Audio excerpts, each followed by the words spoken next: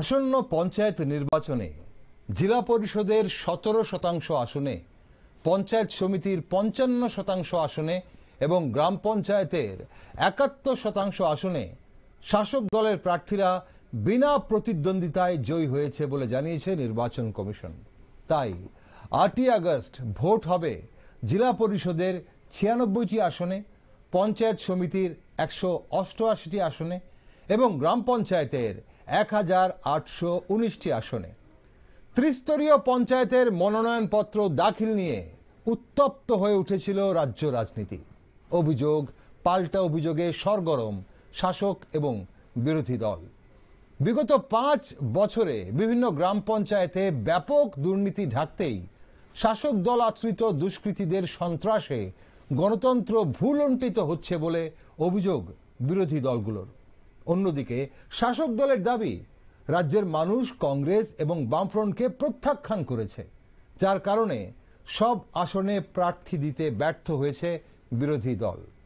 তাই স্বাভাবিকভাবেই এখন প্রশ্ন আসে, ত্রিস্তরীয় পঞ্চায়েতে যেসব আসনে প্রতিদ্বন্দ্বিতা হবে সেই সব আসনে জয় নিয়ে কতটা আশাবাদী বিভিন্ন রাজনৈতিক দল। গোমতী জেলার পর আজ চোখ ধলাই জেলায়। নমস্কার, আমি দীপেন আর আপনারা দেখছেন নিউজ ভ্যানগার্ড। আসন্ন পঞ্চায়েত নির্বাচনকে সামনে রেখে ধলাই জেলার পরিস্থিতি কেমন তা জানতে আজ আমার সাথে আমবাসা থেকে ভার্চুয়ালি আপনাদের সঙ্গে জুড়ে গেছেন এই মুহূর্তে কংগ্রেস আমবাসা ব্লকের কংগ্রেস সভাপতি রূপক ধর পুরকায়স্থ এবং গণমুক্তি পরিষদের নেতৃত্ব বিদ্যুৎ দেববর্মা। আপনাদের দুজনকেই স্বাগত আজকের অনুষ্ঠানে। রূপক বাবু আপনাকেও স্বাগত, বিদ্যুৎ বাবু আপনাকেও স্বাগত। দর্শক বন্ধুরা, আপনাদের জানিয়ে দিই, আজ আমরা আমন্ত্রণ জানিয়েছিলাম বিজেপি দলের নেতৃত্বকে, একজনকে অবশ্যই আজকের অনুষ্ঠানে থাকার জন্য। কোনো একটি অজ্ঞাত কারণে বিজেপি তাদের নেতৃত্ব আমাদের সঙ্গে জুড়িয়ে দিতে পারেনি। চলুন আমরা অবশ্যই কংগ্রেস এবং যেহেতু সিপিআইএম বা গণমুক্তি পরিষদের নেতৃত্ব রয়েছে, আমি প্রথমে বিদ্যুৎ বাবু আপনার কাছে আসি। আসন্ন ত্রিস্তর পঞ্চায়েত নির্বাচনে আমবাসা ব্লকের অন্তর্গত বিভিন্ন গ্রাম পঞ্চায়েতের 65টি আসনের মধ্যে নির্বাচন অনুষ্ঠিত হবে 41টি আসনে। 24টি আসনে বিজেপি প্রার্থীরা বিনা প্রতিদ্বন্দ্বিতায় জয়লাভ করেছেন।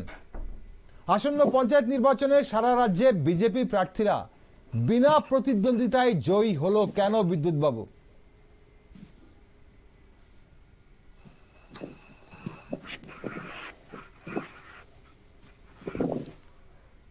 বিদ্যুৎ বাবু আপনি শুনতে পাচ্ছেন আমাকে?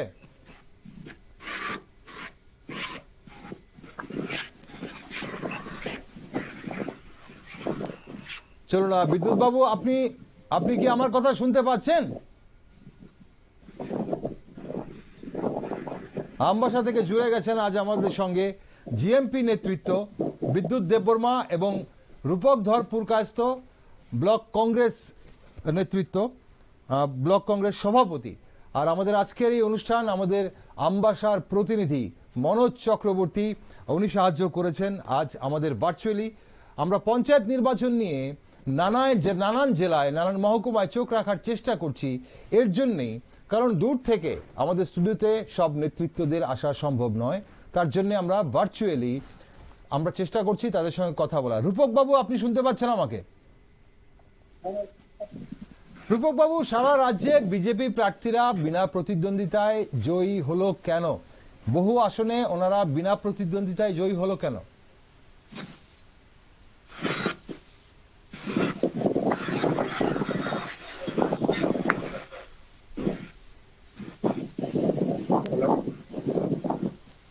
হ্যালো রূপক বাবু আপনি কি শুনতে পাচ্ছেন আমাকে? হ্যাঁ হ্যাঁ, এখন শুনতে পাচ্ছি। ওকে, আমার জানার ইচ্ছে ছিল আপনাদের কাছে যে আমরা দেখতে পাচ্ছি যে বিজেপি প্রার্থীরা বহু আসনে বিনা প্রতিদ্বন্দ্বিতায় জয়ী হয়েছে, তো আপনারা কি মনে করেন কেন বিনা প্রতিদ্বন্দ্বিতায় জয়লাভ করলো বিজেপি প্রার্থীরা? আমি আমার আমবাসা ব্লক কংগ্রেসের পক্ষ থেকে আন্তরিক শুভেচ্ছা এবং অভিনন্দন জানাচ্ছি। ত্রিপুরা যে এই বর্তমান সরকারের তৃতীয়বার পঞ্চায়েত নির্বাচন, এটাকে আমরা কালো দিন বলি। কারণ আমাদের এখানে আমবাসা, সুরমা এবং কমলপুর, সালমা ব্লক, দুর্গাচৌমনি ব্লক এবং আমবাসা ব্লক, তিনটা ব্লকের মধ্যে আমরা প্রথম থেকে দেখছি, আমরা যখনই যাচ্ছি আমাদের ভোটার লিস্ট আনতে, তখনই আমরা বাধার সম্মুখীন হতে হচ্ছে। এবং দুর্গাচৌমনি ব্লকে তো নমিনেশন দেওয়া যাচ্ছে না, এবং সালমা ব্লকে আমাদের ক্যান্ডিডেট দেওয়া হয়েছিল, হয়েছে। আমবাসা ব্লকে আমরা জেলা পরিষদের কেন্দ্রকে দিয়েছি, দেখা গেছে আমবাসা রেল স্টেশন থেকে ওনাকে তুলে নিয়ে গিয়ে ওনার নমিনেশন প্রত্যাহার করা হয়েছে। এবং পোস্টা বক্সে আমরা প্রার্থী ঠিক করেছি, পোস্টা বক্সে বাধা দেওয়া হচ্ছে আসার জন্য। তাই এইসব পঞ্চায়েত, আর আমার মনে হয় এইসব পঞ্চায়েত ত্রিপুরা সরকার পঞ্চায়েত নির্বাচন ঘোষণা না দেওয়াই ভালো ছিল। দেখা গেছে আমাদের নেতৃত্ব পর্যন্ত এর জুলুম থেকে বাঁচিনি। আমাদের প্রদেশ নেতৃত্ব বিধায়ক সুজিত রায় বর্মন তিনিও আহত হয়েছেন, আপনাদের জানা আছে।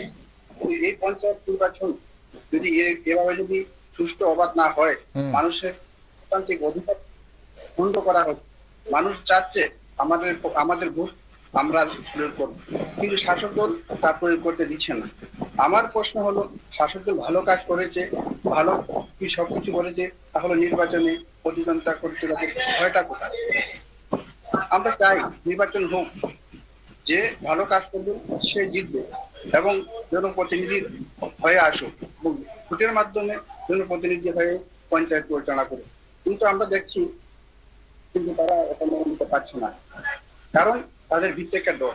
তারা নিজেকে বিশ্বাস করতে পারছে না, তারা ভোট পাবে কি পাবে না।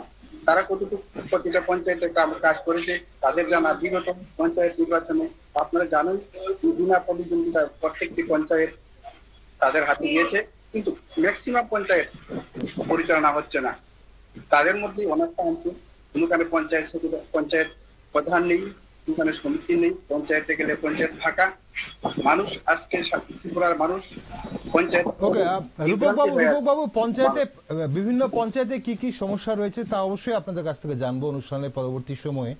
কিন্তু এই মুহূর্তে যেটা আপনারা প্রার্থী কেন দিতে পারলেন না, বা সেই বিজেপি প্রার্থীরা বিনা প্রতিদ্বন্দ্বিতায় জয়ী হলো কেন, সেটা জানতে চাইছিলাম। আর বিদ্যুৎ দেববর্মাও আমার সঙ্গে জুড়ে ছিলেন, এই মুহূর্তে আবার সংযোগ বিচ্ছিন্ন হয়ে গেছে। তাই রূপকবাবু আপনার কাছেই আসি। শাসক দল বলছে যে আপনারা তো জনবিচ্ছিন্ন, আপনাদের তো কোনোভাবেই মানুষের সমর্থন নেই আপনাদের সঙ্গে, আপনাদের কর্মী সমর্থকও নেই, কোনো সংগঠন নেই, বিশেষ করে কংগ্রেসের তো কোনো সংগঠনই নেই। তার জন্য আপনারা প্রার্থী দিতে পারেননি, এবং তার চিত্র আপনারা জেলা পরিষদে ৭৬টি আসনে আপনারা লড়াই করছেন, ১১৬টির মধ্যে ৭৬টি আসনে লড়াই করছেন। পঞ্চায়েত সমিতির ৪২৩টির মধ্যে ৯৮টি আসনে আপনারা লড়াই করছেন, কিন্তু গ্রাম পঞ্চায়েতের ৬৩৭০টি আসনের মধ্যে গোটা রাজ্যে মাত্র ৭৩টি আসনে আপনারা লড়াই করছেন। তার জন্য বলা হচ্ছে যে আপনাদের কোনো সংগঠন নেই, আপনাদের কর্মী সমর্থক নেই, তার জন্য প্রার্থী কাকে দেবেন, এমনটাই অভিযোগ শোনা যাচ্ছে। কি মনে করেন?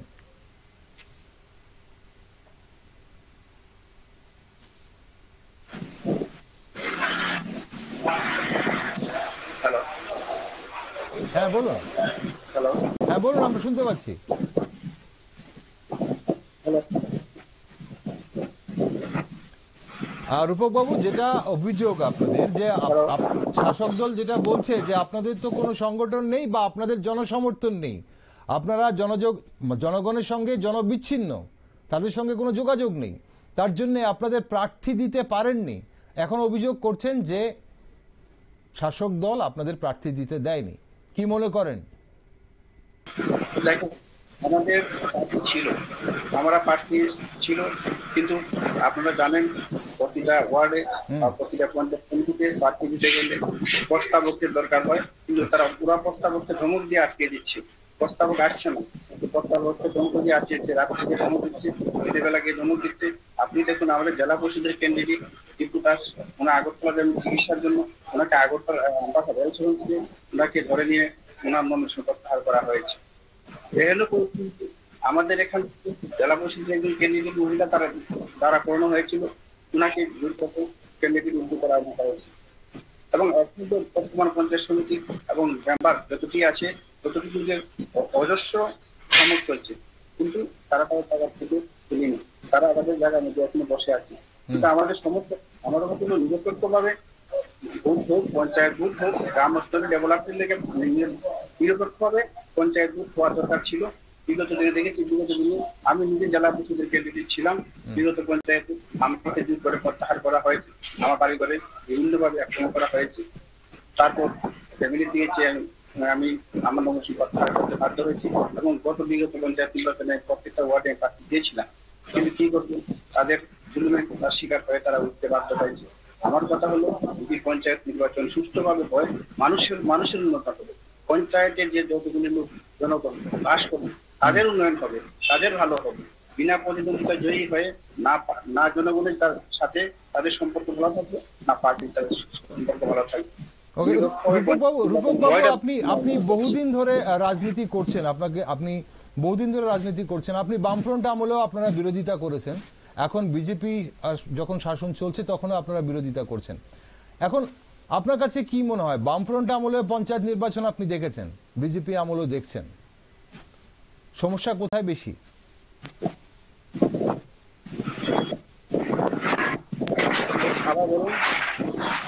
বলছি, আপনি বামফ্রন্ট আমলেও পঞ্চায়েত নির্বাচন দেখেছেন রাজ্যে, আপনি বামফ্রন্ট আমলেও পঞ্চায়েত নির্বাচন দেখেছেন এবং বিজেপি আমলেও পঞ্চায়েত নির্বাচন দেখছেন, সমস্যা কোথায় বেশি দেখছেন?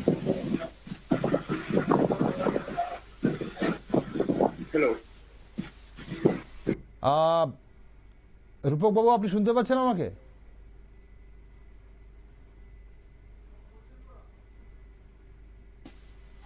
রূপক বাবু, আপনি শুনতে পাচ্ছেন?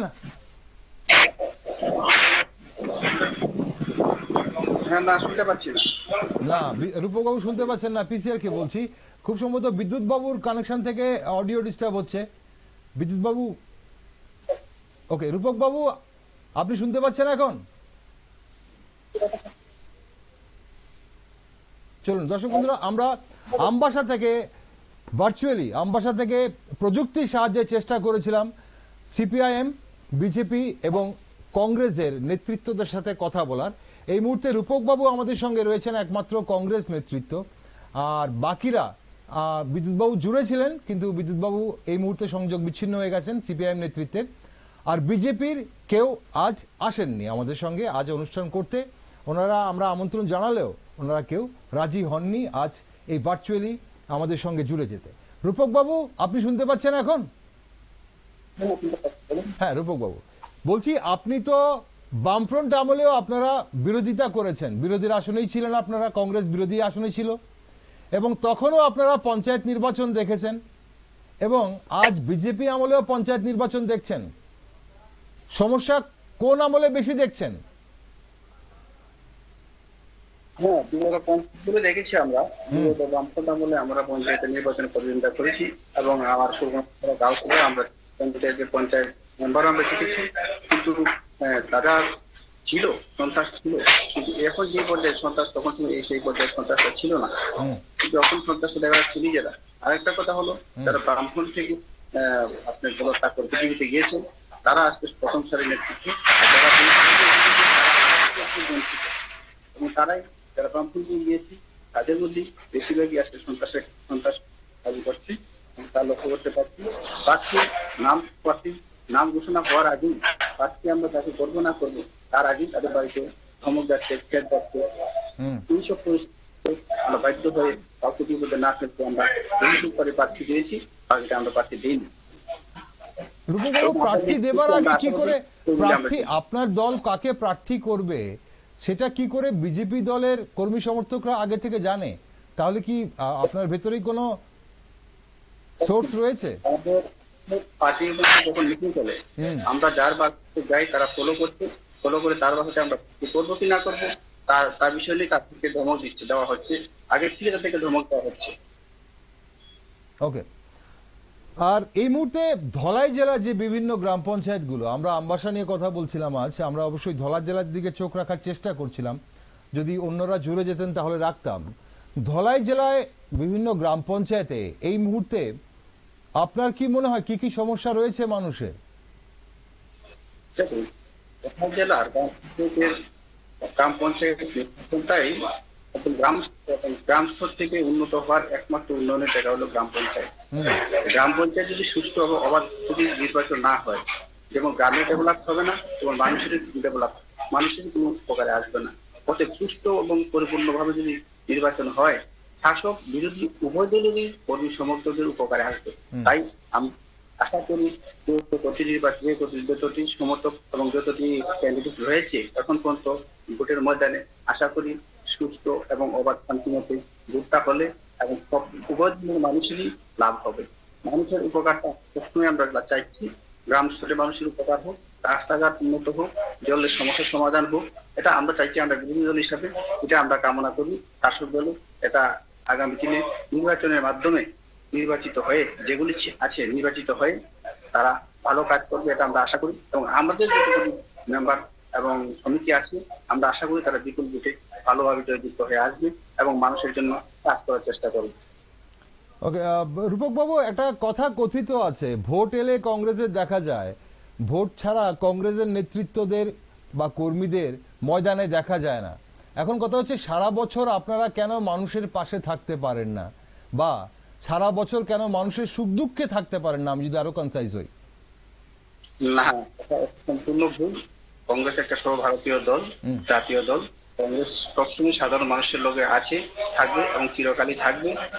কিন্তু কংগ্রেস তার সীমাবদ্ধ ক্ষমতার মধ্যে দিয়ে যতটুকু পারে মানুষের কিনারে থাকে, মানুষকে সহায়তা করে যাচ্ছে এবং আগামী দিনে কংগ্রেস একটা বৃহত্তর দল হিসাবে ত্রিপুরাতে চিহ্নিত হবে, এটা আমরা আশা করছি। আপনারা, আমরা দেখেছি বিধানসভা নির্বাচনে, 2023 বিধানসভা নির্বাচনে এবং এর পরে পরবর্তী সময়ে লোকসভা নির্বাচনে কিছুদিন আগেও বামফ্রন্টের সঙ্গে আপনাদের জোট সমঝোতা ছিল এবং সেখানে লোকসভায় দুটো আসন, একটা কংগ্রেস একটা বামফ্রন্ট প্রার্থীরা লড়াই করেছে। পঞ্চায়েতে একসঙ্গে হতে পারলেন না কেন? পঞ্চায়েতে ভোট জোট হলো না কেন?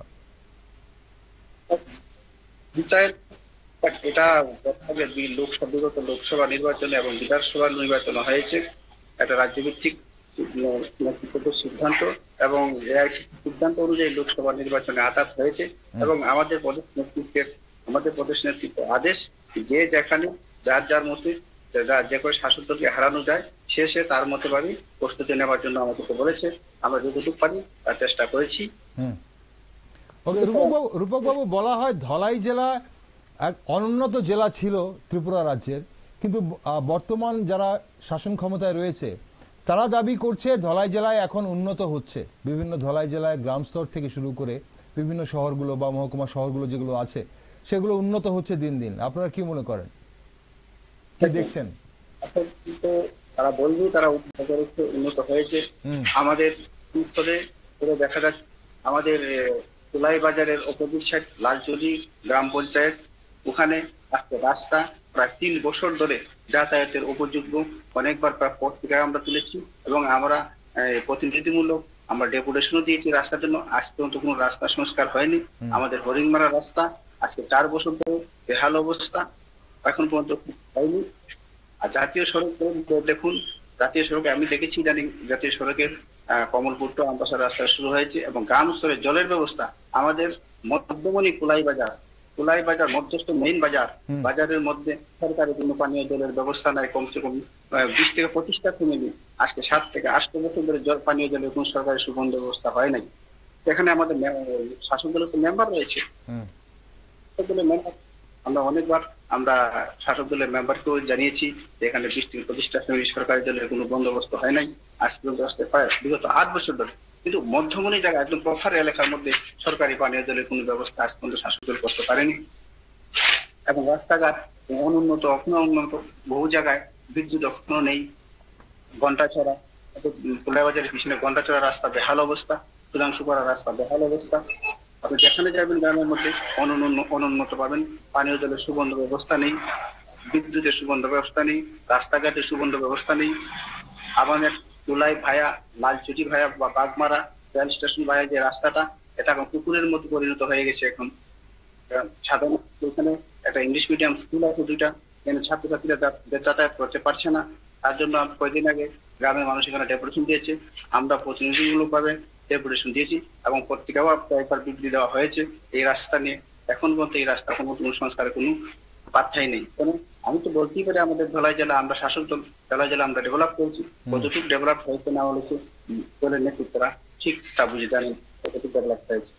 রূপক বাবু, আমরা যেটা শুনি, এই যে আপনি জলের কথা বলছিলেন, জল জীবন মিশন এবং সরকারের, কেন্দ্র সরকার এবং রাজ্য সরকারের বিভিন্ন প্রকল্পের আওতায় এই মুহূর্তে বিভিন্নভাবে উন্নয়ন চলছে রাজ্যে, এবং জল জীবন মিশনের আওতায় প্রত্যেকটা পরিবারে পানীয় জল পৌঁছে দেওয়ার যে কাজ চলছে, সেখানে পাইপলাইন বসে গেছে। বলা হচ্ছে যে কিছু জায়গাতে হয়তো জলের সংযোগ যায়নি, কিন্তু পাইপলাইন বসে গেছে বেশিরভাগ পরিবারে। আমবাসা বা ধলাই জেলার কি পরিস্থিতি?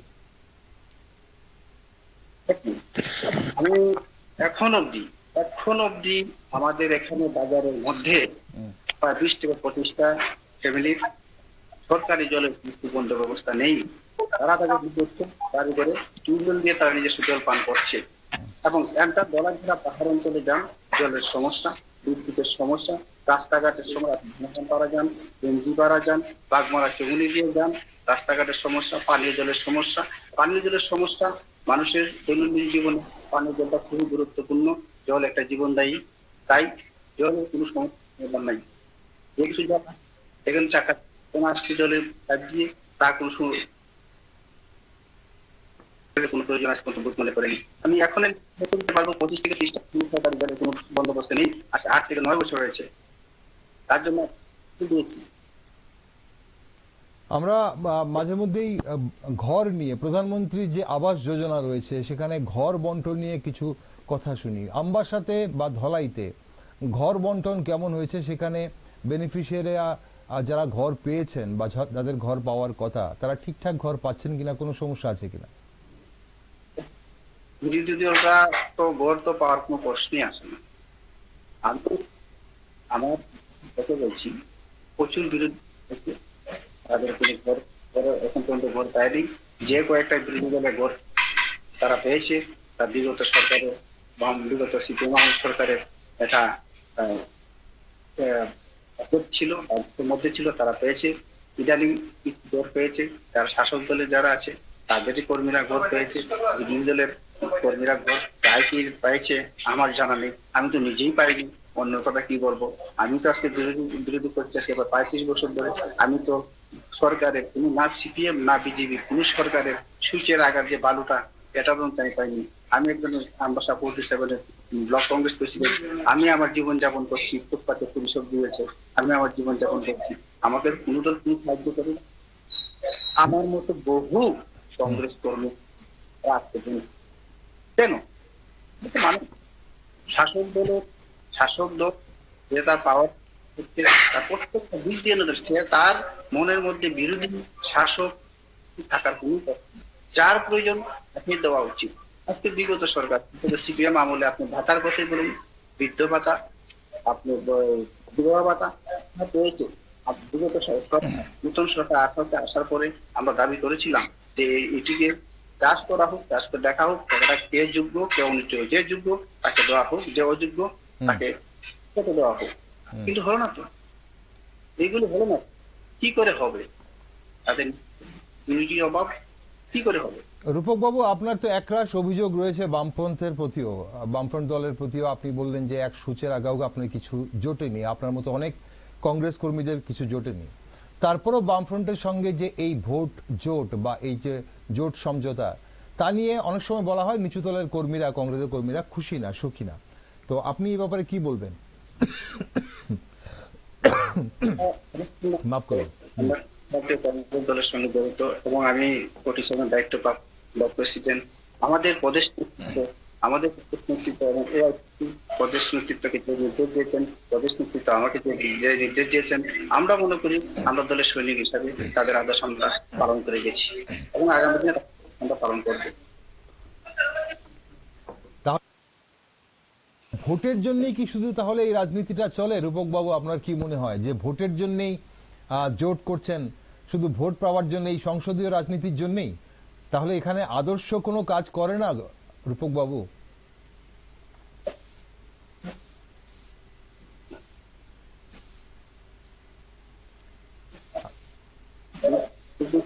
কাজ করছে, তার আইডিওলজিতে কাজ করছে।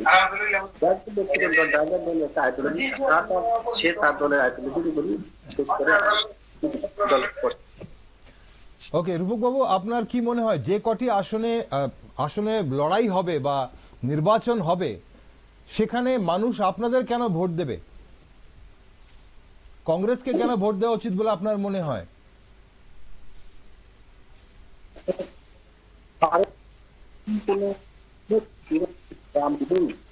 কংগ্রেস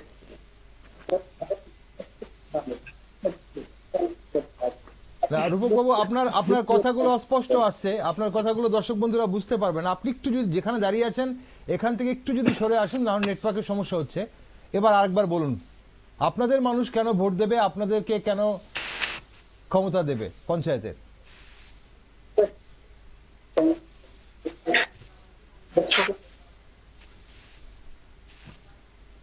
না রূপক বাবু, আপনার কথাগুলো আসছে না আমার কাছে।